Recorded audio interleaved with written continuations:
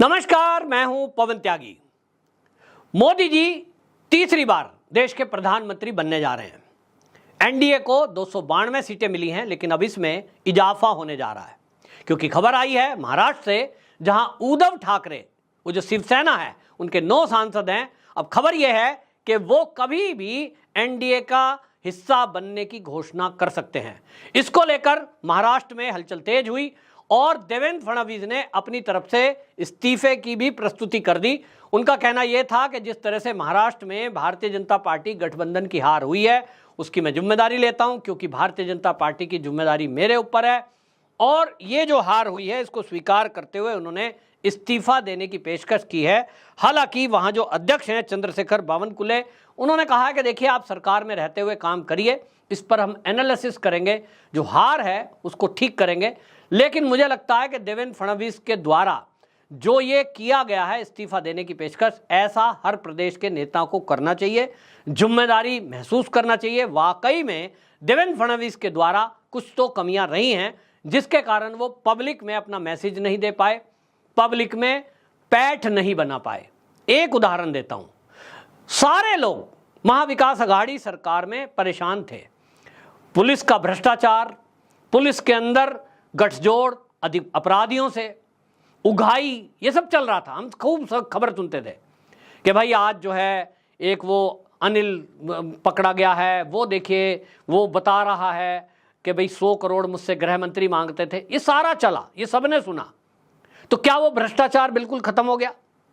जो रश्मि Shukla intelligence head थी, जो उन्होंने खुलासे किए, क्या वो गलत थे? उस पर कार्रवाई कौन करेगा? ये सरकार आई है तो एकनाथ शिंदे मुख्यमंत्री बने, हालांकि वो शिवसेना से ही आए हैं, लेकिन इसका क्या मतलब है कि वो पुरानी सरकारों के जो आरोप लगे उसकी जांच ना कराएं। आप अगर जांच नहीं करोगे तो पब्लिक में क्या मैसेज जाएगा कि जैसा पहले चल रहा था वैसा ही अब चल रहा है। और इस पूरी तरह इस मामले में देवेंद्र फडणवीस मेरे हिसाब से फेल साबित हुए हैं। एक उसको आप छोटा किस्सा मान सकते हो, लेकिन बहुत सारे फॉलोवर, यूथ खास तौर पे, सुशांत सिंह राजपूत की हत्या को लेकर जो लोग हमेशा आवाज उठाते रहे, दिशा सालियान की मौत को लेकर जिस तरह से हितेश राणे ने आवाज उठाई, उन्होंने तो यहां तक कहा कि मेरे पास सबूत हैं, लेकिन उसके बावजूद भी आज तक उसका कोई खुलासा नहीं हुआ। देवेंद्र फडणवीस जब डिप्टी सीएम बने तो उन्होंने घोषणा कर दी कि हमने एसआईटी बनाई है, लेकिन उसके बावजूद कुछ तो हुआ नहीं। ये कुछ भी खुलासे अगर होते, अपराधी पर लगाम लगती, लोगों को लॉ एंड ऑर्डर की सिचुएशन वहां दिखाई देती, पालघर के जो हत्यारे थे वो जेल की सलाखों के पीछे जाते दिखाई देते, तो लोगों में एक मैसेज जाता कि कुछ बदलाव है, देवेंद्र फडणवीस को सीएम बनाना चाहिए। तो उसका क्या फर्क पड़ा? अगर ये डिप्टी सीएम है, सीएम बन गए तो क्या करेंगे? कुछ दिखना चाहिए, लेकिन उनको सीएम नहीं बनाया गया। मुझे लगा वो इसी बात से नाराज है कि मुझे क्यों डिप्टी सीएम बना दिया, फुल पावर। भाई कैसी पावर चाहिए? एकनाथ शिंदे क्या आपके किसी भी काम को मना कर देंगे? अगर आप कुछ परिवर्तन करना चाहते हैं, कुछ विकास कराना चाहते हैं, आप अपने कार्यकर्ताओं से बैठक करना चाहते हैं, उनकी समस्या समाधान करना चाहते हैं, काम तो यही करना चाहिए। एकनाथ शिंदे अपने शिवसेना कार्यकर्ताओं की बात सुनते हैं और उसका समाधान कर रहे हैं।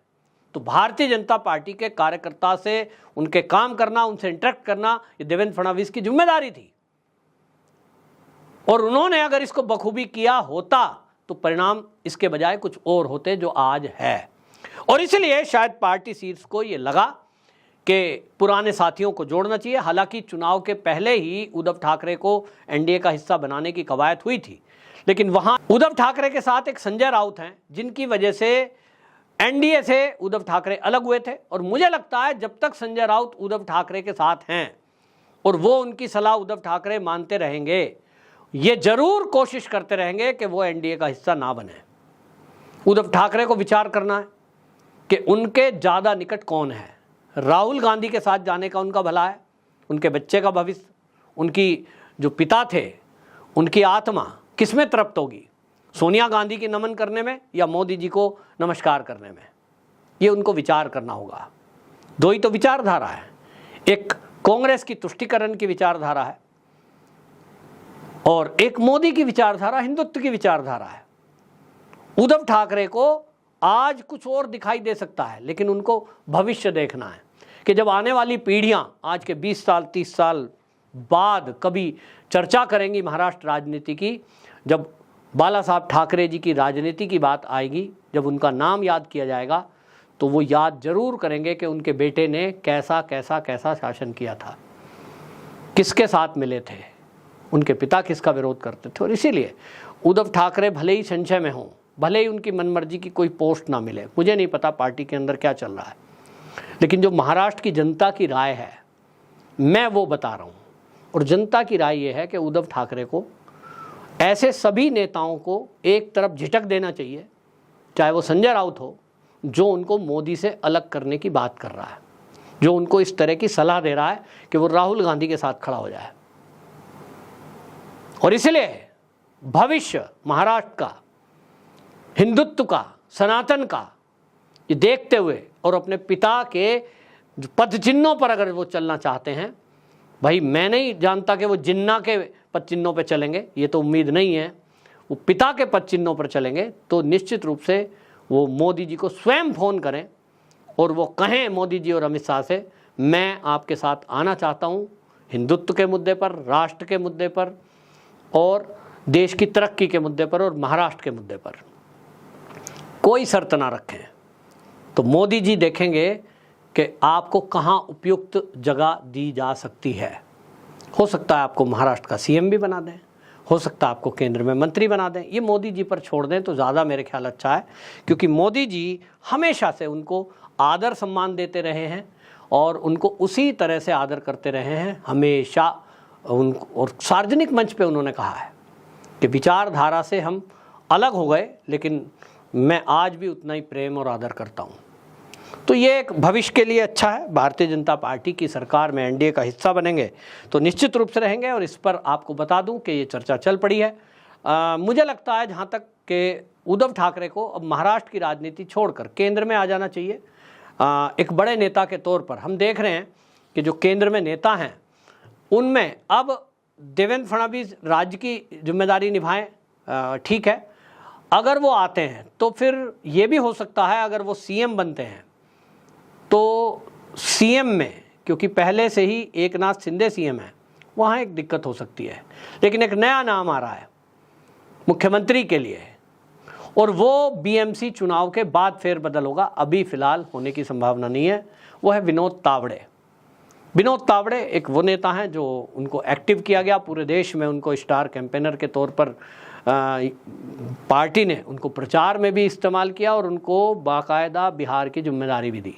तो एक बड़े नेता हैं, लेकिन मुझे नहीं लगता कि उस तरह की चीज़ें हैं जो कार्यकर्ताओं से इंटरेक्ट करने वाली बात हो, क्योंकि ये भी देखना है कि कार्यकर्ताओं में भी आक्रोश है महाराष्ट्र के अंदर। तो उसको भारतीय जनता पार्टी को मैनेज करने के लिए ये व्यवस्था करनी पड़ेगी। जब तक वहाँ चाहे वो डिप्टी सीएम हो या सीएम हो, आप अपने कार्यकर्ताओं से इंटरेक्ट नहीं करेंगे तब तक संगठन खड़ा नहीं होता। उद्धव ठाकरे की बात है, उद्धव ठाकरे जिस तरह से अपनी सीटों को जीत कर आए हैं ये तो वो बता रहा है। हालांकि उनके साथ कांग्रेस का वोट भी है, एनसीपी का भी वोट है, शरद पवार का सपोर्ट है और उसके कारण से वो जीते हैं। आज वहाँ उस सपोर्ट में बीजेपी के साथ होते तो ये जीत और अच्छी हो सकती थी दोनों को मिलाकर, क्योंकि भाई दो जगह बट गया ना शिव सैनिक भी, तो वो एक हो सकते थे और एक हो जाएं तो अच्छा ही है। और एकनाथ शिंदे भी इससे सहमत होंगे, वो कतई नहीं चाहेंगे कि शिवसेना दो टुकड़े हुए। हालांकि उन्होंने पहले ही कहा कि विचारों की वजह से मैं अलग हुआ हूँ, क्योंकि बाला साहब ठाकरे जी की विचारधारा को मैं आगे ले जाना चाहता हूँ। और ये जो उद्धव ठाकरे हैं ये कांग्रेस के साथ चले गए जिसका बाला साहब ठाकरे जी विरोध करते थे। यानी उधर से भी कोई गिले शिकवे नहीं है, वहाँ भी स्पेस उनके लिए खाली है कि अगर आज शिवसेना में वो आप वापस जाते हैं, दोनों शिवसेना मर्ज होती हैं, तो आज भी मुख्यमंत्री की कुर्सी एकनाथ शिंदे उनके लिए छोड़ने को तैयार हैं, ऐसा मुझे खबरों से प्राप्त हुआ है।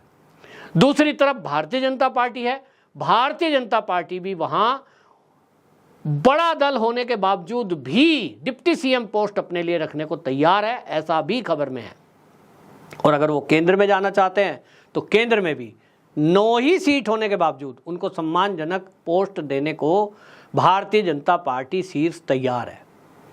अब ऐसे में उद्धव ठाकरे अगर दिखाई देते हैं वहाँ इंडी गठबंधन के साथ और फिर भी उन्हीं के कहने में चलते हैं, तो फिर इसका कुछ नहीं हो सकता।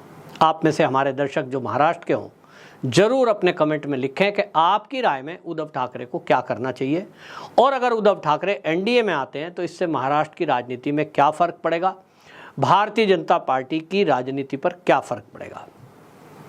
आपकी राय क्या है, और इसको शेयर भी करें। वंदे मातरम।